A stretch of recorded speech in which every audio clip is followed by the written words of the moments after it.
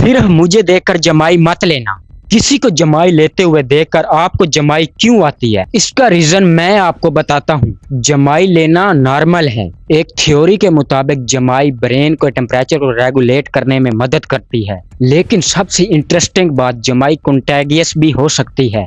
आप किसी को जमाई लेते देखो तो खुद भी जमाई लेने लग सकते हो। रिसर्च का मानना है कि ब्रेन की सोशल और इमोशनल प्रोसेसिंग भी रूल में प्ले कर सकती है। मतलब आपको जमाई लेते हुए देखकर दूसरे का ब्रेन भी रिएक्ट पैदा कर सकता है।